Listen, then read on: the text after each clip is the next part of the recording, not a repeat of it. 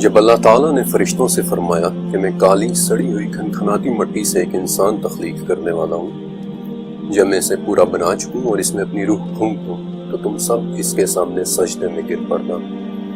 چنانچہ تمام فرشتوں نے سجدہ کیا سوائے ابلیس کے، اور اس نے سجدہ کرنے والوں میں شامل ہونے سے انکار کر دیا۔ یہ واقعہ قرآن پاک میں کم سے کم 7 مرتبہ آیا ہے، لیکن صرف سورہ کہف میں بتایا گیا ہے کہ ابلیس دراصل ایک جن کا نام تھا۔ سلسلۃ الصحیحہ کے مطابق سموم یعنی گرم ہوا کی آگ سے پیدا کیا گیا وہ شیطان جن جس نے اللہ کے سامنے کھلی بغاوت کر دی، اور جس کی سزا میں اسے آسمانوں سے نکال دیا گیا، اور اس نکالے جانے پر اس نے قسم اٹھائی کہ وہ قیامت کے دن تک مٹی سے بنے ہوئے اس انسان کا دشمن رہے گا۔ ابلیس کا لفظ بلاسا سے نکلا ہے، یعنی کہ ہمیشگی کا دکھ۔ اس جن کے بہت سے دوسرے نام بھی ملتے ہیں، مثلا ابو قرہ یعنی سختیوں کا باپ، عدو اللہ یعنی اللہ کا دشمن، ابو قردوس یعنی لوگوں کو کھینچنے کی کوشش کرنے والا، عزازیل، الحکم، سلطان الارض، الحارس۔ یہی وہ جن تھا کہ جو ہم سے پہلے زمین پر رہنے والے جنات کو مار مار کر جزیروں کی طرف بھگانے والے فرشتوں کو لے کر آیا تھا، اور قرآن میں 11 مرتبہ اس خاص جن ابلیس کا ذکر ہے۔ جب اسے آسمانوں سے نکال کر زمین کی طرف بھیجا گیا تو یہ بصرہ کے قریب اترا تھا، اور ابن عمر رضی اللہ تعالیٰ عنہ کہتے ہیں کہ اترتے ہوئے اس کی انگلیوں میں تھیں، اور یہ آسمان کی طرف نظریں جمائے دیکھ رہا تھا۔ سلسلۃ الصحیحہ کے مطابق اس زمین کے اندر ابلیس اپنا تخت سمندر کے پانیوں پر لگا کر بیٹھتا ہے، اور اس کی خوراک ہر وہ چیز ہے کہ جس میں اللہ کا نام نہیں لیا گیا۔ سورہ بقرہ کے مطابق ابلیس وہ جن ہے کہ جو بنی آدم یعنی ہم سے شدید ترین نفرت رکھتا ہے۔ سورہ ہجر کے مطابق اس نے اللہ کے سامنے کہا تھا کہ چونکہ آپ نے مجھے مٹی کے اس انسان کی وجہ سے گمراہ کیا ہے، اس لیے میں بھی آپ کے اس انسان کو گمراہ کروں گا۔ سورہ صاد کے مطابق اس نے یہ بھی کہا تھا کہ مجھے آپ کی عزت و جلال کی قسم ہے، جب تک ان میں روح موجود ہے میں کوشش کرتا رہوں گا۔ اور سورہ اعراف کے مطابق یہ بھی بولا کہ میں اس کے آگے پیچھے اور اس کے دائیں اور بائیں سے اس پر حملے کروں گا، اور آپ مجھے قیامت کے دن تک کے لیے وقت دیں۔ اور سورہ صاد اور سورہ اعراف کے مطابق اس کے جواب میں اللہ تعالیٰ نے فرمایا تھا کہ تجھے مہلت ملی، سورہ ہجر، اور تجھ پر قیامت کے دن تک میری لعنت ہے۔ میرے بندوں پر تیرا کوئی غلبہ نہیں سوائے ان کے کہ جو گمراہ ہیں، سورہ اسراء، کہ تو ان میں سے اپنی آواز کے ساتھ جنہیں بھی بہکا سکتا ہے بہکا لے، سورہ صاد، ان میں سے جو بھی تیرا ماننے والا ہوگا میں اسے جہنم میں تیرے ساتھ کروں گا۔ اور مسند احمد، اللہ تعالیٰ نے یہ بھی فرمایا کہ مجھے بھی میرے عزت اور جلال کی قسم ہے کہ جب تک یہ مجھ سے بخشش مانگتے رہیں گے میں انہیں بخشتا رہوں گا۔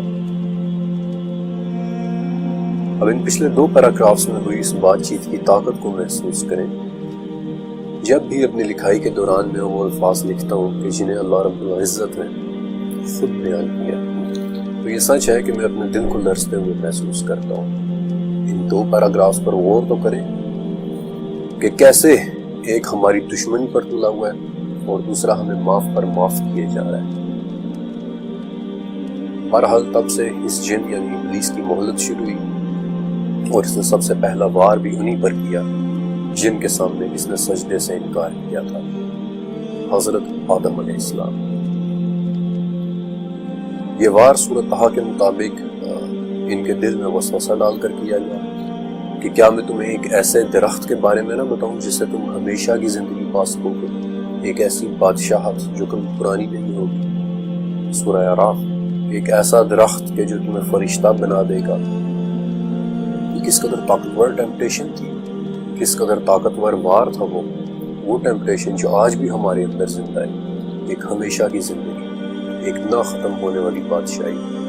وہ ٹیمپٹیشن جسے سن کر بھی آج ہماری آنکھیں جگمگا اٹھتی ہیں۔ لیکن تو کوسچن اس کے ابلیس کو اس کمزوری کے بارے میں علم کیسے ہوا؟ کیونکہ مشکات کے مطابق جب اللہ تعالیٰ نے آدم علیہ السلام کا پتلا بنایا تھا تو جس قدر چاہا اس قدر اسے جنت میں پڑے رہ دیا، اور ابلیس اس پتلے کے گرد چکر لگاتا تھا کہ دیکھ لے کہ یہ کیا چیز ہے۔ اور جب اس نے انہیں اندر سے خالی دیکھا تو پہچان لیا کہ یہ ایک ایسی مخلوق کی تخلیق کی گئی ہے کہ جو خود پر قابو نہیں رکھ سکے گی، اور تب سے لے کر آج تک یہ جن ہمارے پیچھے پڑا ہوا ہے۔ سورہ اعراف کے مطابق اس نے ہمارے ماں باپ کو جنت سے اس حالت میں باہر نکلوایا کہ اس نے ان کا لباس بھی اتروا دیا، اور وہ اور اس کے ہم نشین ہمیں اس جگہ سے دیکھتے ہیں کہ ہم انہیں نہیں دیکھ سکتے۔ ابلیس یوں ہی کسی انسان کے پاس نہیں آتا، بلکہ بہت خوبصورتی کے ساتھ اپنا جال بچھاتا ہے۔ He sets the stage set کرتا ہے، ہماری من پسند چیزوں، ہماری دل کی گہری ترین خواہشوں کی شکل میں ہمیں فریب دیتا ہے۔ اس کی ان دل فریبیوں کا ذکر حافظ ابو بکر بن ابی دنیا، جنہیں ابن القیم بھی کہتے ہیں، انہوں نے اپنی کتاب مصائد الشیطان میں کوئی تفصیل سے کیا ہے، لیکن بدقسمتی سے اس کتاب کا کسی نے اردو میں ابھی تک ترجمہ نہیں کیا۔ اس کا ہم پر انفلوئنس سب سے زیادہ حالت ضعف میں ہوتا ہے، یعنی کمزوری کی حالت میں، یعنی جب ہم اپنے جذبات کے ہاتھوں مغلوب ہوئے ہوتے ہیں، احساس کمتری، بے پناہ محبت، شدید نفرت، غصہ، ڈپریشن، انسیکیورٹی یا لسٹ محسوس کر رہے ہوتے ہیں۔ اس وقت ہم اس کے حملوں کے لیے ایک بہت ہی آسان ہدف، ایک ایزی ٹارگٹ ہوتے ہیں، یہاں تک کہ ہمارا یہ سب سے بڑا دشمن اپنا آخری وار ہماری موت کے وقت کرتا ہے۔ ایک جرمن کتاب ہے 10 اسلامسche Totenbuch، یعنی کہ Islamic book of the dead. یہ کتاب ان لوگوں کے بارے میں بات کرتی ہے کہ جو بالکل موت کے قریب واقع ہوتے ہیں، اور اس کتاب میں چند ایک بڑی عجیب و غریب رپورٹس پڑھنے کو ملتی ہیں۔ مثلا موت کے قریب ایک شخص بالکل ایک انجان چہرے کو دیکھنے کے متعلق بتاتا ہے کہ جو اس کے پاس پانی کا ایک پیالہ لے کر آیا ہے اور کہتا ہے کہ میں تیرے لیے پانی لایا ہوں، لیکن یہ پانی میں تجھے صرف تب دوں گا کہ جب تو کہے کہ تیرا کوئی خالق نہیں ہے، یا پھر تو 2 خداؤں کی گواہی دے، یا پھر تو کہہ دے کہ نبی نے جھوٹ بولا تھا، وَلَعَوْذُ بِاللَّہ۔ اپنی اس ریسرچ کے دوران ابلیس نامی یہ جن مجھے ہر کلچر، ہر تہذیب میں کسی نہ کسی صورت میں نظر آیا، لیکن حیرت انگیز طور پر اگر کسی ایک کلچر میں مجھے ابلیس ایک بدترین کردار میں ملا، تو اسی کے ساتھ موجود ایک دوسرے کلچر میں مجھے اس کی عبادت ہوتی ہوئی نظر آئی۔ I'll give you an example۔ قدیم عراق یا میسوپوٹامیہ میں ایک نہایت ہی خطرناک جن بمستو کے بارے میں ذکر ملتا ہے کہ وہ بچوں کو نقصان پہنچاتا ہے اور عورتوں کو مسکیریجز کاز کرتا ہے۔ لیکن یہی لمستو اینشینٹ ایران میں لاما کے نام سے معبود بنا ہوا نظر آتا ہے۔ انفیکٹ اس معبود لاما کی شکل آج بھی قدیم ایرانی تہذیب کا ایک سمبل ہے، یعنی کہ پروں والا ایک بیل۔ اسی طرح اس قدیم ایران میں جس اہورا مزدا کی عبادت کی جاتی ہے، وہی اہورا ایک بگڑے ہوئے نام کے ساتھ اینشنٹ انڈیا میں ایک شیطان کے روپ میں نظر آتا ہے، جس کے ماننے والے بیسیکلی آج بھی موجود ہیں اور خود کو اگوری کہلواتے ہیں۔ ہماری ہر ٹیمپٹیشن، ہماری ہر جائز ناجائز خواہش جس کی تکمیل کے لیے ہم کسی بھی حد تک جانا چاہتے ہیں، ابلیس ہمیں اس روپ میں نظر آتا ہے۔ 16ویں صدی کا ایک اٹالین میوزیشین تھا جیوسیپے ٹارڈینی، میوزک لکھنے کا دیوانگی کی حد تک شہلائی، اور اس نے کچھ بڑی ہی مشہور دھنیں بھی لکھی تھی، جس میں سے ایک تھی دی ڈیولز ٹرل، اور یہ وہ دھن تھی جس کے بارے میں اس نے آخر میں لکھا تھا کہ یہ دھن مجھے شیطانوں نے تحفے میں دی تھی۔ کبھی یہ کسی مذہبی پیشوا کے سامنے اس کے علم پر تکبر کی شکل میں آتا ہے کہ جیسے پوپ فرانسس نے ایک دفعہ کہا تھا کہ ابلیس بہت عقل مند ہے، یہ بہت سے مذہبی پیشواؤں سے زیادہ مذہب کو جانتا ہے۔ اس ماڈرن ایج میں کہ جب اسپیشلی مغربی دنیا میں جہاں مذہب کے ماننے والے دھیرے دھیرے کم ہوتے چلے جا رہے ہیں، وہاں بھی ابلیس نے خود کو آزادی کی علامت کے طور پر زندہ رکھا ہوا ہے، بغاوت کی علامت، آزادی کی علامت۔ اور آج کی ماڈرن ایج میں بھی ایک جگہ ایسی ہے کہ جہاں یہ معبود بنا ہوا نظر آ رہا ہے۔ عراق، ایران اور ترکی میں ایک قبیلہ آباد ہے جسے یزیدی کہتے ہیں۔ ان کا نام شاید آپ نے 2014 میں بہت زیادہ سنا ہوگا۔ ان کی ایک کتاب ہے دی بک آف الومینیشن، جس کے لکھنے والے کا نام ملک طاؤس ہے، یعنی کہ مور بادشاہ، دی پیکاک کنگ۔ لیکن یزیدیوں کے اس مور بادشاہ کی بڑی ہی دلچسپ اور عجیب ڈسکرپشن ہے کہ ایک ایسا فرشتہ جس نے انسان کے سامنے جھکنے سے انکار کر دیا تھا۔ مور کے جو بیسیکلی اپنے پروں کے ٹوٹ جانے کے بعد دوبارہ نکل آنے کی وجہ سے پوری دنیا میں ری گروتھ یہ کلام ہوتا ہے، ایک نئی زندگی کی، ایک دائمی زندگی کی۔ لیکن مور کے اس کے علاوہ بھی ایک اہمیت ہے۔ اہل کتاب کے مطابق مور یعنی طاؤس ہی وہ پرندہ تھا جس کے دل میں ابلیس نے یہ خیال ڈالا کہ ایک دن یہ سب کچھ ختم ہو جائے گا، یہاں تک کہ تیری یہ خوبصورتی، اور اسی بات پر طاؤس ہی سے لے کر جنت میں گیا تھا کہ وہ بھی ہمیشگی کا پھل چکھ لے۔ یہی ملک طاؤس یزیدیوں کی ایک دوسری کتاب کتیبہ چلوے یعنی یزیدی بک آف دا ریولیشن میں خود اپنے متعلق لکھتا ہے کہ میں تب بھی تھا جب آدم جنت میں تھے، میں تب بھی تھا جب نوح کا سیلاب آیا، میں تب بھی تھا جب ابراہیم کو آگ میں پھینکا گیا۔ اور ابن عباس رضی اللہ تعالیٰ عنہ نے فرمایا کہ جب اہل فارس یعنی قدیم ایرانیوں کے نبی فوت ہو گئے تو یہ ابلیس ہی تھا جس نے انہیں آگ کی عبادت پر لگا دیا۔ 18th سینچری میکسیکو میں ایک طبقہ تیزی سے پروان چڑھا جو خود کو لا سینتا موارتے کے ماننے والے کہتے تھے اور ڈھانچوں کے ساتھ ایک دن گزارتے تھے جسے وہ ڈے آف دا ڈیڈ کہتے ہیں۔ بظاہر تو یہ ایک بے ضرر سا دن لگتا ہے کہ وہ لوگ اپنے مرے ہوئوں کو یاد کر رہے ہیں، لیکن پاپولر کلچر میں ڈھانچے پوری دنیا میں ہی ایک بڑے شیطان یا بری ارواح کی فزیکل فارم سمجھے جاتے ہیں، بلکہ یونانی زبان میں سب سے بڑے شیطان کے لیے جو لفظ استعمال ہوتا ہے ڈیابولوس، یہ دراصل ابلیس ہی کے لفظ کی ایک ویریشن ہے، اور اس کا مطلب ہوتا ہے کہ شدید ترین الفاظ کہنے والا۔ ابلیس نامی یہ جن موجود ہے، یہ اتنا ہی حقیقی ہے جتنا کہ میں اور آپ۔ نہ ہی یہ عرب کے صحراؤں کی کہانیوں کا کریکٹر ہے اور نہ ہی یہ صرف برائی کا نام ہے، یہ ایک حقیقی اور بہت طاقتور چیز ہے جو تمام جنات میں سے انسان کا بدترین دشمن ہے۔ اور آخر میں یہ اتنا طاقتور کیوں ہے؟ سوال تو یہ پیدا ہوتا ہے۔ یوں کہہ لیں کہ یہ جن شاید اتنا طاقتور نہ ہوتا اگر اس کا ہدف اتنا کمزور نہ ہوتا، اور اس کا ہدف ہے انسان کا دل۔ سورہ معارج انسان بڑے ہی کمزور دل والا بنایا گیا ہے، اور اگر انسان کے دل میں نسیان کا عارضہ جڑ پکڑ لے تو اسے ہی وسواس الخناس کہتے ہیں۔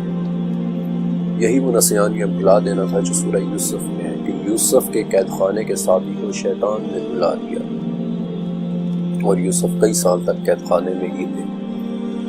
اور اس بھول کا وہ علاج جو ہمیں اس جن سے بچا سکتا ہے وہ بھی ہمیں سورہ کہف میں بتا دیا گیا ہے۔ وَاذْكُرْ رَبَّكَ إِذَا نَسِيتَ، یعنی جب بھی بھولے اپنے پروردگار کی یاد کر لیں۔ اللہ رب العزت کی یاد کے سامنے یہ جن اور اس کی طاقت کوئی حیثیت نہیں رکھتی۔ عثمان بن ابی العاص رضی اللہ تعالیٰ عنہ نے ایک مرتبہ آپ صلی اللہ علیہ وسلم سے کہا کہ یا رسول اللہ مجھے قرآن بھول جاتا ہے، تو عثمان کہتے ہیں کہ آپ صلی اللہ علیہ وسلم نے میرے سینے پر ہاتھ مارا اور فرمایا کہ اے شیطان عثمان کے سینے میں سے نکل جا، اور عثمان کہتے ہیں کہ آپ صلی اللہ علیہ وسلم نے 3 مرتبہ ایسے کیا، اور اس کے بعد جب کبھی میں نے کسی صورت کو یاد کرنا چاہا تو مجھے دوبارہ کبھی نہیں بھول۔ میں نے آپ کو شروع میں بتایا تھا کہ ابلیس نام کا یہ جن آگ سے بنا ہوا ہے، اور اسی بات پر تکبر کر کے اس نے آدم علیہ السلام کو سجدہ کرنے سے انکار کر دیا تھا، اور پھر اسے مہلت دی گئی تھی، لیکن بالآخر اسے جہنم ہی میں ڈالا جاتا ہے۔ لیکن کیا کبھی آپ کے ذہن میں آیا کہ آگ کو آگ سے کیا نقصان ہو سکتا ہے؟ شاید اس سوال کا جواب بھی سورہ دہر کی 13ویں آیت میں ہے کہ نہ انہیں جلتا ہوا سورج چھوئے گا اور نہ ہی زمہریر۔ اور 8ویں صدی کے ایک عراقی اسکالر عبداللہ بن محمد بن عبید ابی دنیا لکھتے ہیں کہ یہ زمہریر ناقابل تصور قسم کی ٹھنڈک ہے، یہ ایک ایسی ٹھنڈک ہے کہ جسے ہمارا ذہن سوچنے کے قابل بھی نہیں ہے۔ کیا اس جن کا مقدر وہی زمہریر ہے؟ یہ بات تو سوائے اللہ تعالیٰ کے اور کوئی بھی نہیں جان سکتا، لیکن اس دن کے آنے تک اس جن نے مختلف شکلوں میں بڑے ہی خطرناک وار کیے ہیں۔ آپ میں سے اکثر نے ابن سیاد کا نام سن رکھا ہوگا کہ جو محمد الرسول اللہ صلی اللہ علیہ وسلم کے زمانے میں مدینے کا ایک انتہائی پراسرار کریکٹر تھا۔ ابو سعید کہتے ہیں کہ مدینے کے ایک راستے میں چلتے ہوئے آپ صلی اللہ علیہ وسلم کے سامنے ابن سیاد آ گیا، اور اس وقت ابو بکر اور عمر رضی اللہ تعالیٰ عنہ بھی آپ صلی اللہ علیہ وسلم کے ساتھ تھے، یعنی کہ اس وقت کی دنیا میں رہنے والے ٹاپ کے 3 انسان۔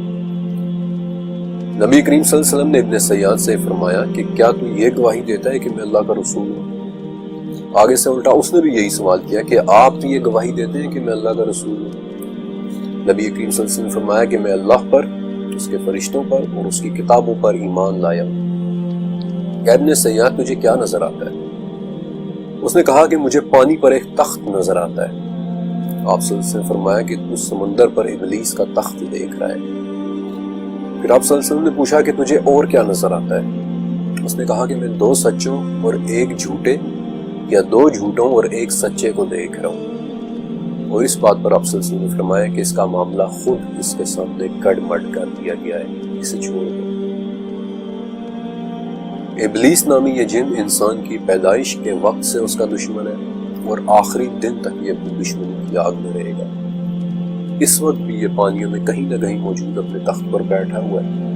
اپنے اندر ہماری نفرت لیے ہوئے، ہمیں بہکانے کی کوششیں کرتا ہوا، رب تعالیٰ کی عزت کی قسم اٹھائے ہوئے کہ جب تک ہماری روح ہمیں موجود ہے اس کی کوششیں جاری رہیں۔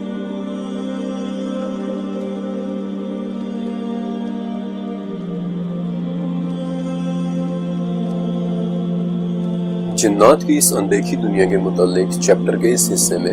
میں آپ کو ایک ایسے خاص جن کے بارے میں بتانے والا ہوں کہ جو ہم سب کے ساتھ موجود ہے اس وقت بھی، جبکہ میں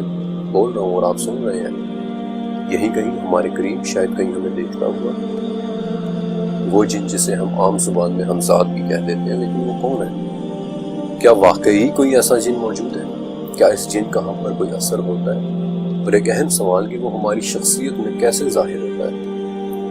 لیکن اس چیپٹر کے اندر میں آپ کو ایک اور بہت اہم ٹاپک کے بارے میں بتاؤں گا، جنات کے ہم پر قبضے کے بارے میں، کہ کیا وہ ہو سکتا ہے، از اٹ پاسبل؟ لیکن اس سے پہلے ہم ذات کی بات کرتے ہیں کہ جب ہم اپنی روزمرہ کی زندگی میں ہم ذات کا ذکر کرتے ہیں تو ہمارے ذہن میں کچھ ایسا سا خاکہ، ایک ایسا سا امیج تعمیر ہوتا ہے کہ وہ دیکھنے میں بالکل ہم جیسا ہوگا، ہمارا ہم شکل۔ وہ کبھی نظر تو نہیں آتا لیکن ہمیشہ ہمارے ساتھ رہتا ہے۔ Let me tell you something، ہمزاد ایکچولی فارسی زبان کا لفظ ہے جس کا اردو مطلب ہے وہ بوجھ جو سب نے اٹھایا ہو۔ اس لفظ کے ماخذ کی تلاش مجھے 700 سال پہلے فارسی میں لکھی گئی قصیدے 1000 فساں تک لے کر گئی، جہاں یہ لفظ ایک نہ نظر آنے والے ساتھی کے لیے استعمال ہوا ہے۔ اس لفظ کا دوسری جگہ پر استعمال 900 سال پرانے فارسی لٹریچر چہار مقالہ میں بھی ملتا ہے، لیکن در حقیقت اس لفظ کی تاریخ اسلام سے بھی پہلے کی ہے۔ وہ دور کے جب کعبہ میں ابھی بت موجود تھے اور کعبہ ہی کی دیواروں پر ایک قصیدہ آویزاں تھا جس میں 7 نظمیں لکھی ہوئی تھیں۔ یہ نظمیں عمرو بن ابن کلثوم کی لکھی ہوئی تھیں اور یہ نہایت ہی فصیح و بلیغ زبان میں تھی، عربی زبان میں، اور چونکہ یہ دیوار پر لٹکی ہوئی تھی اس لیے انہیں کہتے ہی معلقات تھے۔ آج ان نظموں میں سے صرف 4 نظمیں ہی بچ سکی ہیں اور انہی نظموں کے ایک شعر میں یہ الفاظ درج ہیں کہ ہم عربوں کا خوف ہمارے دشمنوں کے ساتھ ہمیشہ ایک قرین کی طرح رہتا ہے، اور قرین کا یہ لفظ، یہ عربی لفظ پرشین لفظ ہمزاد کے مترادف ہے، یعنی ایک نہ نظر آنے والا ساتھی جو ہمیشہ ساتھ رہتا ہے۔ عربی زبان میں قرین 2 جڑواں میں سے ایک کو کہتے ہیں، گویا ایک نظر نہ آنے والا جڑواں، ایک ہمزاد کہ جو ہر کوئی ساتھ لیے ہوئے ہے۔ اب اس مقام پر پہنچ کر اتنا تو واضح ہو جاتا ہے کہ ہمزاد یا قرین کا تصور بہت پرانا ہے، لیکن کیا ہمیں ہمارے دین میں اس کے متعلق کچھ بتایا گیا ہے؟ سورہ صافات میں 50ویں آیت سے آگے 2 گفتگو کرنے والوں کی جنت میں بیٹھے ہوئے ایک گفتگو کا ذکر ہے کہ جن میں سے ایک کہتا ہے کہ میرے لیے ایک قرین تھا کہ جو کہا کرتا تھا کہ کیا واقعی تم اس سب پر یقین رکھتے ہو کہ موت کے بعد کی زندگی کی یہ باتیں سچ ہیں؟ پھر انہی آیات میں آگے چل کر یہ کہنے والا کہتا ہے کہ کیا تم دیکھنا چاہتے ہو کہ میرا قرین اس وقت کہاں ہے؟ اور وہ جھانک کر دیکھیں گے تو اسے جہنم کی آگ میں جلتا ہوا پائیں گے۔ اب یہ بھی تو ہو سکتا ہے کہ یہ لفظ قرین یعنی ساتھ رہنے والا کسی بھی انسانی دوست کے لیے استعمال ہوا ہو، لیکن یہی لفظ قرین سورہ زخرف میں بھی بہت ہی زیادہ وضاحت کے ساتھ دوبارہ استعمال ہوا ہے کہ جو بھی شخص رحمان کی یاد سے غفلت کرے ہم اس پر ایک شیطان مقرر کر دیتے ہیں اور وہی اس کا قرین ہے۔ وہ انہیں صحیح راستے سے روکتا ہے لیکن یہ یہی سمجھتے رہتے ہیں کہ وہ صحیح راستے پر ہیں، یہاں تک کہ جب وہ شخص ہمارے پاس آئے گا تو کہے گا کہ کاش میرے اور میرے قرین کے درمیان مشرق و مغرب جتنی دوری ہے۔ ابھی نایان سے اتنا تو بہت واضح ہو جاتا ہے کہ کریم نام کی کوئی نہ کوئی اینٹی تو موجود ہے جو ہمارے ساتھ مقرر ہے، جو ہمیں بھٹکا دینا چاہتی ہے، لیکن اس بات کا کیا ثبوت ہے کہ ہمارا یہ ساتھی جنات میں سے ہے؟ اس کا جواب دراصل عبداللہ بن مسعود رضی اللہ تعالیٰ عنہ سے مروی ایک حدیث میں ہے کہ نبی کریم صلی اللہ علیہ وسلم نے فرمایا کہ کوئی شخص ایسا نہیں ہے کہ جس کے ساتھ اللہ تعالیٰ نے جنات میں سے اس کا ایک ساتھی نہ مقرر کر رکھا ہو۔ اور اس حدیث میں ایک مرتبہ پھر سے وہی لفظ استعمال ہوا ہے، قرین من الجن، یعنی جنات میں سے ایک قرین، جنات میں سے ایک ساتھی جو ہر وقت اسے برائی کی طرف مائل کرتا رہتا ہے۔ اس پر صحابہ کرام نے پوچھا تھا کہ یا رسول اللہ صلی اللہ علیہ وسلم کہ کیا آپ کے ساتھ بھی ہے؟ آپ صلی اللہ علیہ وسلم نے فرمایا کہ ہاں میرے ساتھ بھی ہے، لیکن اللہ نے اس کے مقابلے میں میری مدد فرمائی اور وہ اسلام لے آیا، اس لیے سوائے خیر کی بات کیا وہ مجھ سے کوئی بات نہیں کرتا۔ اور یہ حدیث مسند احمد میں بھی ہے، بلکہ مسند احمد کی بھی ایک اور حدیث کے مطابق یہی وہ قرین ہے جو ہمیں نماز پڑھتے ہوئے لوگوں کے سامنے سے گزرنے پر اکساتا ہے۔ اور اب دوسرا سوال کہ کیا ہمارا ہمزاد یا شیطان جن ہم پر قابض ہو سکتا ہے یا کیا وہ ہمارے اندر داخل ہو سکتا ہے؟ اس چیپٹر کے پچھلے حصے کے اندر میں آپ کو بتا چکا ہوں کہ شیاطین کا ہدف ہمارا سب سے کمزور عضو ہے، یعنی کہ ہمارا دل، اور اس کا سب سے بڑا ہتھیار اسی کمزور دل کے اندر خیالات کا ڈالنا ہے، ہمیں اکسانا ہے، ہماری نفسیات سے کھیلنا ہے، اور اس کے اٹیک کی صورت میں سب سے پہلی چیز برے خیالات کا آنا ہے، خوشی جیسے خیالات، جانداروں کو تکلیف دینے جیسے خیالات، شرمناک خیالات، اور کچھ ایسے خیالات کہ جن کا ذکر آپ خود سے بھی کرتے ہوئے شرمائیں گے۔ ان خیالات کی ہولناکی کا اندازہ آپ یہاں سے لگا سکتے ہیں کہ چیپٹر کے اس حصے کے بارے میں لکھتے ہوئے اپنے انٹرویوز کے دوران میرے سامنے ایک شخص نے کنفیشن کیا کہ ہر زندہ چیز کو دیکھ کر اس کے دل میں اس چیز کی گردن کاٹ دینے کی خواہش پیدا ہوتی ہے۔ پھر انٹرویوز کے دوران ایک شخص کا کنفیشن تھا کہ وہ اکثر خود کو اپنی کنپٹی پر بندوق رکھ کر چلاتے ہوئے امیجن کرتا، اور کچھ کنفیشنز اتنے بھیانک اور سنجیدہ تھے کہ میں انہیں اس چیپٹر میں بیان بھی نہیں کر سکتا، سنا بھی نہیں سکتا۔ بہرحال کریم نامی اس جن کے یہ نفسیاتی وار، سائیکولوجیکل اٹیک ہمیشہ کی طرح ہماری حالت ذوف میں بڑے شدید قسم کے ہوتے ہیں، بے انتہا خوشی، خوفناک قسم کا غم و غصہ، بے تحاشا خوف یا ڈر،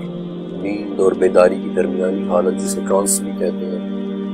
یہ حالتیں اس جن کے اٹیک کے لیے آئیڈیل ہیں، یہ ہماری کمزور ترین کنڈیشنز ہوتی ہیں، لیکن ایک بات یاد رکھیے کہ ہمارے ہمزاد یا قرین کے ہم پروار اور نفسیاتی بیماری میں فرق کرنا بہت ضروری ہے، اور اس لیے میں نہایت ضروری سمجھتا ہوں کہ آپ کو ان دونوں میں فرق کے بارے میں بھی بتاؤں۔ نفسیات یا سائیکالوجی میں ایک بہت ہی بھیانک سی کیفیت ہے DID، یعنی کہ ڈس ایسوسیٹیو آئیڈینٹی ڈس آرڈر۔ اس کنڈیشن میں ایک ہی انسان کے کئی روپ ڈیولپ ہو جاتے ہیں، اور ہر روپ کی ایک علیحدہ شناخت، نام، عمر، یہاں تک کہ ہر روپ کی اپنی الگ آواز بھی ہو سکتی ہے۔ اس بیماری میں ہر روپ ایک آلٹر کہلاتا ہے، اور ایک آلٹر سے دوسرے آلٹر میں بدلنے کے عمل کو سوئچ کرنا کہتے ہیں۔ جب کبھی اس کیفیت کا مریض ایک آلٹر سے دوسرے آلٹر میں سوئچ کرتا ہے تو اس وقت اس کی اپنی شخصیت جسے ہوسٹ کہتے ہیں وہ بالکل ختم ہو جاتی ہے، اور اس کا آلٹر ہی اس کی شخصیت پر مکمل طریقے سے غالب آ جاتا ہے، اور یہی وہ کیفیت ہے جسے ہم اکثر جن کے حاوی ہو جانے سے منسوب کر دیتے ہیں۔ اور ایک عام شخص کے لیے اس کنڈیشن کو فوراً جن کا قبضہ سمجھ لینا کوئی عجیب بات نہیں ہے، کیونکہ کسی بھی ایک آلٹر میں ہوسٹ کی کیفیت اتنی عجیب ہو جاتی ہے کہ کبھی اچانک اس کی آنکھوں میں آنسو اور دل میں اداسی چھا جاتی ہے،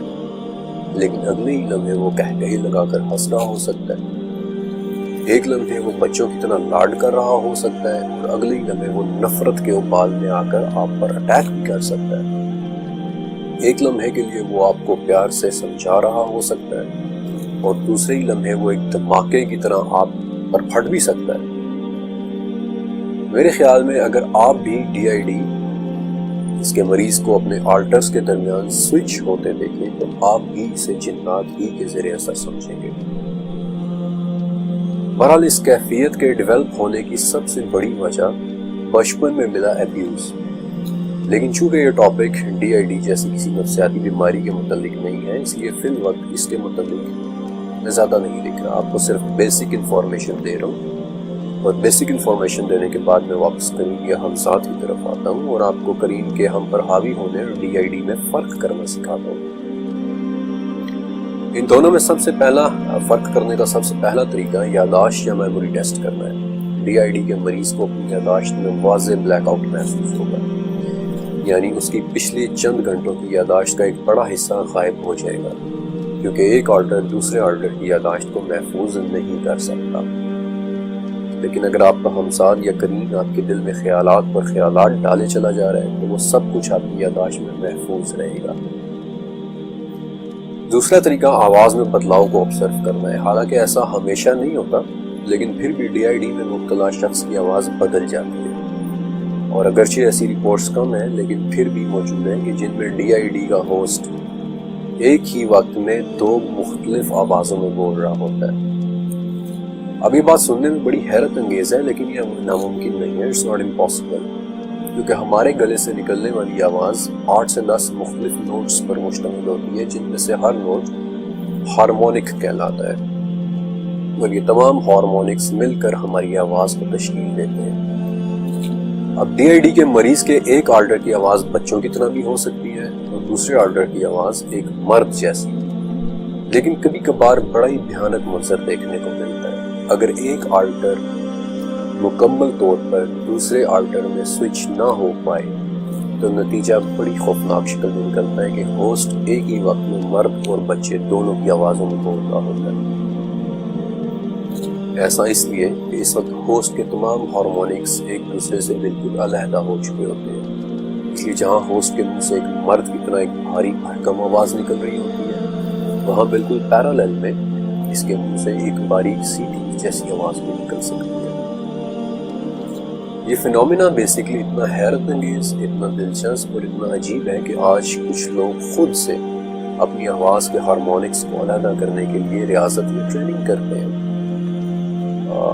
مثلا نیسٹر کورنبلوم کی ایک ویڈیو ہے دی امیزنگ گریس، جس کے اندر وہ اپنی آواز کے 2 ہارمونکس کو بڑی کامیابی سے علیحدہ کر کے دکھاتا ہے۔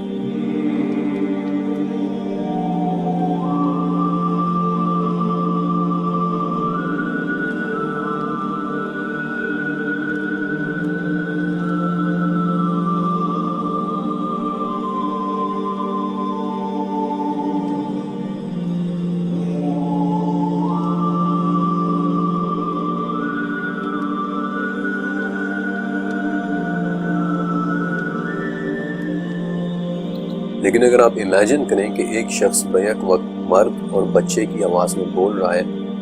بیک وقت ہنس اور رو رہا ہے، بیک وقت آپ پر حملہ بھی کر رہا ہے، تو ایسے میں اسے جنات کے زیر اثر مان لینا کسی بھی انسان کا سب سے پہلا ریئیکشن ہوگا۔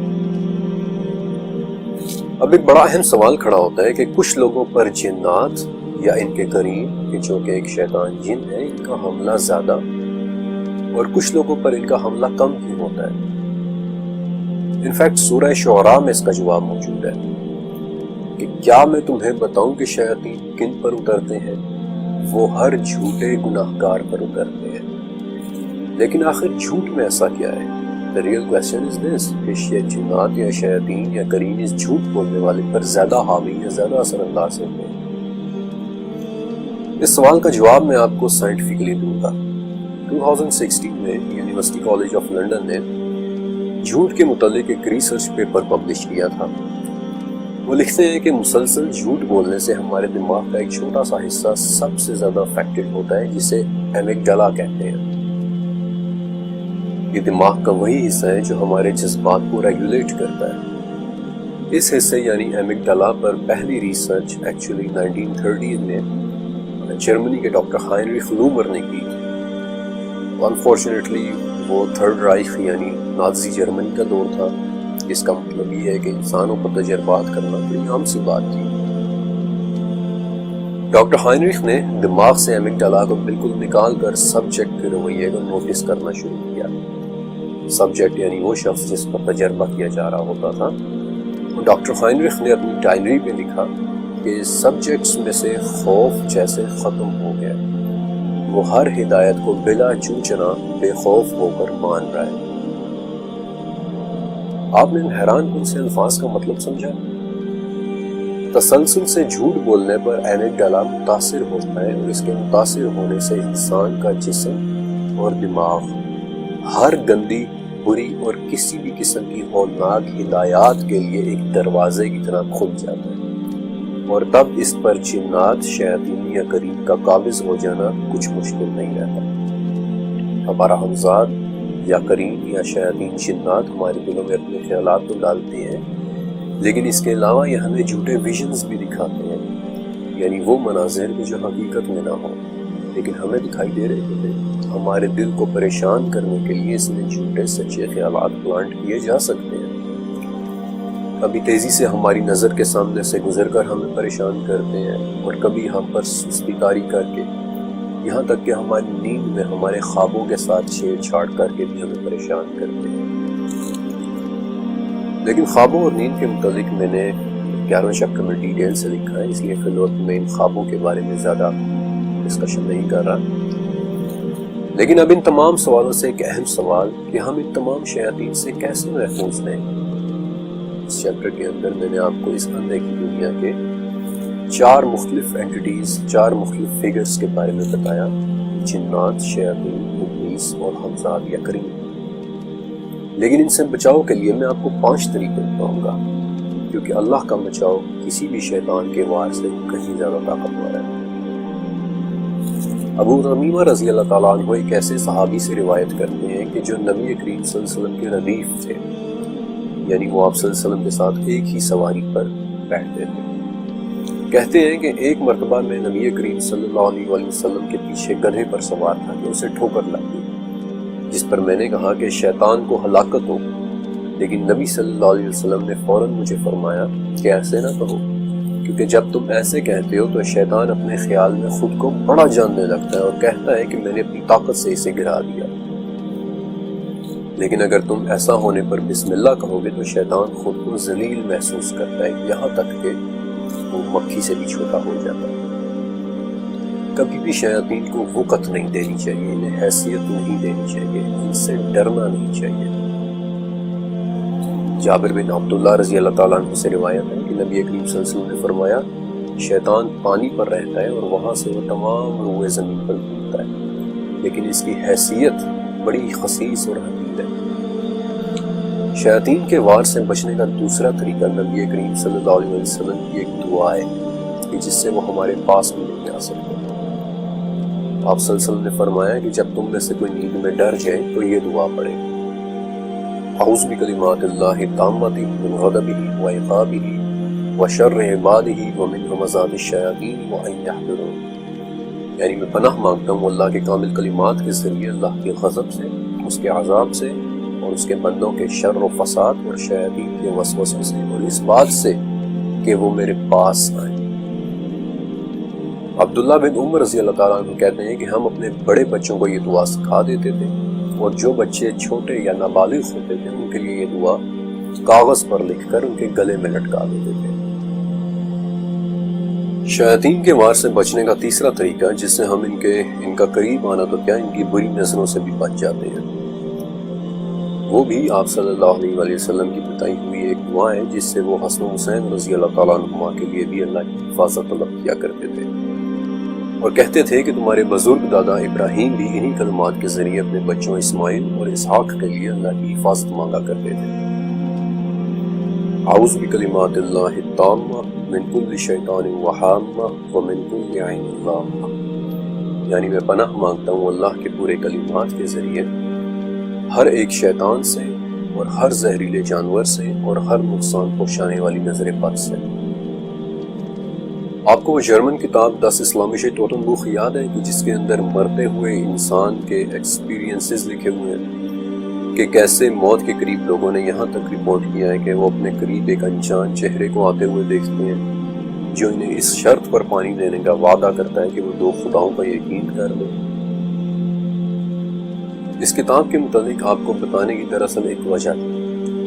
موت کے وقت شیاطین کا یہ وار ایک حدیث سے بھی ثابت ہے، اور موت کے وقت اس لعین کے اسی وار سے بچنے کا چوتھا طریقہ بھی نبی کریم صلی اللہ علیہ وسلم کی ایک دعا ہے۔ ابو الیسر سے روایت ہے رضی اللہ تعالیٰ عنہ کہ نبی کریم صلی اللہ علیہ وسلم ایک دعا کیا کرتے تھے کہ اے اللہ، میں سخت بڑھاپے سے، اونچی جگہ سے گر جانے سے، غم و دکھ سے، آگ کے جل جانے سے اور پانی میں غرق ہو جانے سے تیری پناہ مانگتا ہوں، اور اس بات سے تیری پناہ چاہتا ہوں کہ میری موت کے وقت شیطان مجھے بدحواس کر، اور یہ کہ دوران جہاد میدان جنگ سے پیٹھ پھیر کر بھاگتا ہوا مارا جاؤں، اور اس بات سے بھی کہ میں کسی زہریلی چیز کے ڈنگ سے مارا جاؤں۔ پانچواں طریقہ ہے کہ جس سے ہم جنات شیاطین کی بری نظروں سے تو کیا، ہماری موت کے وقت شیطان کے نظر آنے یا ہمارے قریب آنے سے بھی بڑھ کر کہ وہ ہمارے گھر کے بھی قریب نہ آ سکے، وہ دراصل تمام مسلمانوں کی ایک دعا ہے، نبی کریم صلی اللہ علیہ وسلم کی بھی دعا ہے، اور سب سے بڑھ کر کہ وہ قرآن کی آیات کی ہے۔ نعمان بن بشیر رضی اللہ تعالیٰ عنہ سے روایت ہے کہ آپ صلی اللہ علیہ وسلم نے فرمایا، اللہ تعالیٰ نے زمین و آسمان پیدا کرنے سے 2000 سال پہلے ایک کتاب لکھی، اس کتاب میں 2 آیات نازل کی، اور انہی 2 آیات سے سورہ بقرہ کو ختم کیا۔ جس گھر میں یہ دونوں آیات مسلسل 3 راتوں تک پڑھی جائیں، ناممکن ہے کہ شیاطین اس گھر کے قریب بھی آ سکے۔ یہ وہ آیات ہیں جن کی مبارکباد دینے کے لیے ایک ایسا فرشتہ زمین پر اترا تھا جو اس سے پہلے کبھی نہیں آیا۔ یہ وہی 2 آیات ہیں کہ جو معراج کی رات 7ویں آسمان پر سدرۃ المنتہا کے قریب آپ صلی اللہ علیہ وسلم پر وحی کی تھی۔ رسول ایمان لائے اس چیز پر جو ان پر اللہ کی جانب سے اتری ہے، اور مومن بھی ایمان لائے، وہ سب اللہ پر اور اللہ کے فرشتوں پر اور اس کی کتابوں پر اور اس کے رسولوں پر ایمان لائے۔ ہم اس کے رسولوں میں سے کسی میں فرق نہیں کرتے۔ انہوں نے کہا کہ ہم نے سنا اور ہم نے مان لیا۔ سو اے ہمارے رب، ہم تجھ سے تیری بخشش مانگتے ہیں اور ہمیں تیری ہی طرف واپس لوٹنا ہے۔ اللہ کسی جان کو اس کی طاقت سے زیادہ تکلیف نہیں دیتا۔ جو نیکی وہ کرے وہ اس کے لیے، اور جو برائی وہ کرے وہ بھی اسی پر ہے۔ اے ہمارے رب، اگر ہم بھول گئے ہوں یا خطا کی ہو تو ہماری پکڑ نہ کرنا، ہم پر وہ بوجھ نہ ڈالنا جو ہم سے پہلے کے لوگوں پر ڈالا تھا۔ اے ہمارے رب، ہم پر وہ بوجھ نہ ڈالنا جس کی ہمیں طاقت ہو۔ ہم سے درگزر فرمانا، ہمیں بخش دینا اور ہم پر رحم کرنا۔ تو ہی ہمارا مالک ہے، سو ہمیں کفار کی قوم پر نصرت عطا فرمانا۔ جنات کے بارے میں یہ چیپٹر کمپلیٹ ہوا، لیکن میں آپ کو ایک بات اور بھی بتانا چاہتا ہوں۔ اس چیپٹر کا آغاز لیلۃ الجن کی ایک حدیث سے ہوا تھا کہ جو عبداللہ بن مسعود رضی اللہ تعالیٰ عنہ سے مروی ہے۔ عبداللہ ابن مسعود ایک بہت جلیل قدر صحابی تھے، اور جنات کے متعلق اس چیپٹر میں موجود حضرت محمد صلی اللہ علیہ وسلم کی کئی احادیث میں نے انہی سے لی ہیں۔ عبداللہ بن مسعود کا ایک واقعہ میں آپ کے ساتھ ضرور شیئر کرنا چاہتا ہوں۔ وہ کہتے ہیں کہ میں عقبہ بن ابو معیط کی بکریاں چرایا کرتا تھا۔ ایک مرتبہ نبی کریم صلی اللہ علیہ وسلم میرے پاس سے گزرے، اور اس وقت ابو بکر صدیق بھی آپ کے ساتھ تھے۔ آپ نے مجھ سے پوچھا کہ اے لڑکے، کیا دودھ ہے؟ میں نے کہا جی ہے، لیکن مجھے اس مال پر امین بنایا گیا ہے، میں اپنے مالک کی اجازت کے بغیر آپ کو نہیں دے سکتا۔ آپ صلی اللہ علیہ وسلم نے فرمایا کہ کیا کوئی ایسی بکری ہے جس نے ابھی بچہ نہ دیا ہو؟ عبداللہ کہتے ہیں کہ میں ایسی ایک بکری لے آیا، اور معجزاتی طور پہ آپ نے اس کا دودھ دیکھا کہ جسے پھر آپ نے خود بھی پیا، ابو بکر صدیق رضی اللہ عنہ کو بھی پلایا، اور پھر مجھے بھی پلایا، اور پھر آپ نے وہ بکری مجھے واپس کر دی۔ عبداللہ کہتے ہیں کہ اس واقعے کے بعد میں سوچتا رہا، اور پھر میں آپ صلی اللہ علیہ وسلم کے پاس گیا اور کہا کہ اے اللہ کے رسول، مجھے بھی اس دین کی تعلیم دے۔ اور ابن مسعود کہتے ہیں کہ تب آپ صلی اللہ علیہ وسلم نے میرے سر پر پیار سے ہاتھ پھیرا اور کہا کہ عبداللہ، تو بہت پیارا سا تعلیم یافتہ لڑکا ہے۔ اور ابن مسعود کہتے ہیں کہ میں نے آپ صلی اللہ علیہ وسلم سے خود 70 صورتیں سیکھی۔ عبداللہ ابن مسعود سابقون الاولون یعنی بہت شروع میں ایمان لانے والوں میں سے تھے، اور ان کا آپ صلی اللہ علیہ وسلم سے علم سیکھنے کا شوق اس قدر ہو گیا تھا کہ ایک موقع پر آپ نے خود فرمایا کہ 4 آدمیوں سے قرآن سیکھو، اور ان میں سے ایک عبداللہ بن مسعود۔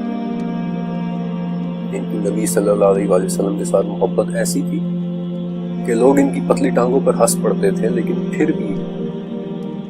نبی کریم صلی اللہ علیہ وسلم کی خاطر مسواک توڑنے کے لیے درخت پر چڑھ جاتے تھے۔ اور علم سے بریز خوبصورت زندگی کی شروعات ہوئی۔ آپ صلی اللہ علیہ وسلم کے ان کے سر پر پیار سے ہاتھ پھیرنے اور کہنے سے کہ اے ابن مسعود، یہ تو بہت پیارا سا تعلیم یافتہ لڑکا ہے۔ اس چیپٹر کو مکمل کرنے کے بعد میں سوچ رہا ہوں کہ وہ ابلیس جس نے رب کی عزت کی قسم اٹھائی تھی کہ جب تک ان کی روح ان کے اندر ہے میں نے بہکاتا رہوں گا،